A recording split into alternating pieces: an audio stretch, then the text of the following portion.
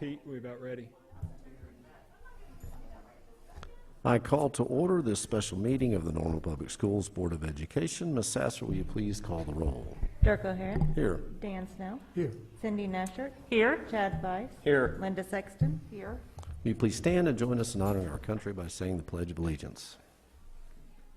I pledge allegiance to the flag of the United States of America and to the republic for which it stands, one nation under God, indivisible, with liberty and justice for all. Dr. Migarino. Yes. Thanks, everyone, for being here this evening. We do have one item on the agenda, and that's to discuss the back-to-school plan. But I do want to take a moment before I get into a recommendation for the board and just publicly share my condolences, and I know the condolences of everybody on this board. A great supporter of Norman Public Schools and just the Norman community, Randy LaFoon, lost his battle today, and a real good friend of mine, good friend to many of the people in this room, and a supporter of everybody in this room. Just an incredible human being, despite not a philanthropist and just a giver. Period. I don't know what else to say about Randy. Gave his heart, his soul, his love, his time, everything, in everything that he touched. And he will be missed incredibly. His legacy will go on, I have no doubt. But I just wanted to take a moment to recognize Mr. Randy LaFoon for everything, or just for his life and the way he lived it. So I just want to take 1 second, and everybody just, if you know Randy, think about him and his family before I get into this recommendation. So if we could just take a second and remember him.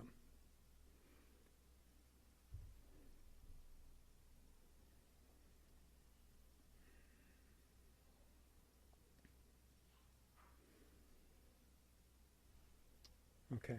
And so if I'm emotional at all, it's because of that, not because of what I'm sharing now. So please understand that. But in regards to the agenda item, board members, I think it's, before I make a recommendation, I think it's important that I share some context around this recommendation. Over the past weeks, I know this has been hard for children and families, as well as teachers and staff. We've been following a back-to-school plan that was very well thought out and based on a lot of data. It was created with the intention of providing everyone with a consistent forecast of what would be coming in the future weeks as it related to student education and instruction. Sometimes, though, the best thought-out plans don't always go the way they were intended. Over the past weeks, I've heard from many families, many of you in here, and educators, some are in here as well, that ultimately what they want is consistency. And please know that those who have requested consistency, no matter what side of the COVID discussion you're on, you find yourselves on, you have been heard, absolutely. The ability to plan and know what the future holds for more than just 2 weeks is incredibly important for everyone. We get that. Because of this feedback, the changes from the State Department of Education that modified their guidance, along with multiple conversations I've had personally and my team has had with the Oklahoma State Department of Health, where we've been informed that they are making adjustments to the data that they will be delivering on Fridays. The Norman Public Schools Board of Education asked that we, my team and I, review the current model and provide a new modified instructional plan for consideration. And that's why we're here tonight. From the beginning of this pandemic and when it first directly affected Norman Public Schools in March, and I've been public with this, my biggest concerns have been then what's going to happen to those kiddos and families that depend on Norman Public Schools, not only for an education, but for food, and in many cases, just for a safe place to be. Summers are hard enough. So just as a note, no matter what, we have and will continue to provide free breakfasts and lunches for all of our Norman Public Schools students. You know, school is not just a safe place where people receive an education, but it's a safe place, and the only place for many of them where their voice is heard. Educationally, the stories I've heard from many of you and from families, and most importantly from our teachers, on how far behind academically many of our students are and how far they've continued to fall behind since March is incredibly concerning to me. The difficulty of teachers and parents having to plan fully for different delivery methods and models, potentially multiple times a month, is also concerning to me. These are just a couple of the examples of the feedback I have received amongst many, many other challenges people are facing. Since we have been in in-person school and kept data, we have had 8 schools with no positive staff or student cases. We believe it's important not to make blanket decisions that affect all schools. We must make decisions based on what is happening in individual programs, classrooms, and/or school sites. So no matter what is voted or discussed on this evening, it is important to also understand that we have and will continue to provide our sites with PPE that we have committed to and maintain all the safety precautions and expectations we have in place. As we have always done, if anyone at our sites needs additional PPE, all they have to do is ask. There is no question that there is a shortage of substitute teachers also available across the state and the country in every single school district. So this is a public ask. There are many families out there that have time, would like to volunteer, or maybe be a sub. All you have to do is call our HR department, and we will work with you on that. We need your help to cover classes.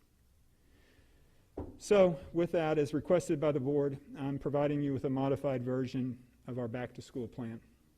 This modified plan still contains the options for our families to choose virtual, blended, or in-person instruction and instructional delivery. We believe that this recommendation provides a definite and consistent model that everyone can plan around. So board members, in front of you, you have a plan which continues to follow the Oklahoma State Department of Health's data that is released every Friday, but a recommendation that we begin following the Oklahoma State Department of Health's threat model. Based on this threat model, the only instance school will be in full remote instruction outside of an individual student, class, or school quarantine is when Cleveland County is identified as being in the red level, which is greater than 14.29 plus one of the triggers that I'm going to read now. The region has reached a maximum hospital capacity and at least 50% of contracted hospital beds under the surge plan are filled, or average days of statewide PPE on hand is less than 5 days, or the percent of ventilators available is less than 5% statewide. If adopted tonight, what this means is that all Norman Public Schools students enrolled in traditional remote learning options will begin a phased-in return to in-person learning beginning Monday, September 28th. That's next Monday. Once again, families still have the choices whether to send their kids to school or not. That is a personal family decision. I want to also acknowledge that our teachers have far fewer choices than our families and students, and we will work with them to assure that they feel safe and ready for students returning. The recommended phase into full-time instruction is as follows. Elementary schools will begin full-time and in-person instruction beginning next Monday, September 28th. Middle school students will return to in-person instruction utilizing the alternate learning schedule A-B, Group 1 and 2 for the week of September 28th. They will return to full-time in-person instruction beginning October 6th. High school students will remain in remote learning for the week of Monday, September 28th. They will return to in-person instruction utilizing the alternate learning schedule, the AB Group 1-2, for the week of Monday, October 5th, and return to full-time in-person instruction beginning Monday, October 12th. All of this will be on the website, and a message will be sent to families if approved or modified this evening. We will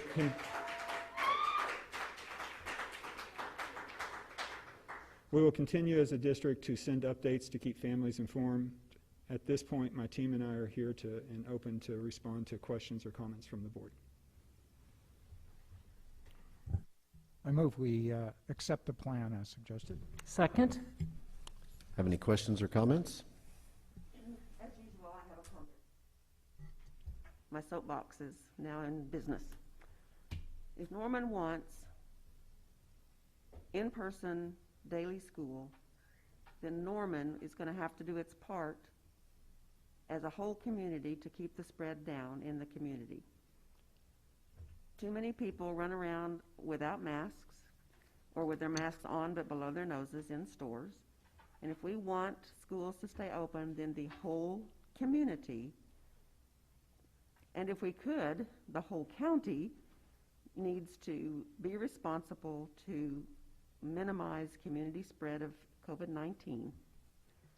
I agree that it's important to keep kids in school for the consistent instruction they get there and for all the other benefits of school, but I'm not very confident that we're not going to reach one of those triggers and have to pull the plug again unless everybody works together to keep this disease under control. Any other questions or comments? Ms. Sasser, please call the roll. Dirk O'Hare, Yes. Dan Snell, Yes. Cindy Nashert, Yes. Chad Weiss, Yes. Linda Sexton. Yes. Move we adjourn. Second? Ms. Sasser? Dirk O'Hare, Yes. Dan Snell, Yes. Cindy Nashert, Yes. Chad Weiss, Yes. Linda Sexton. Yes. This meeting is adjourned.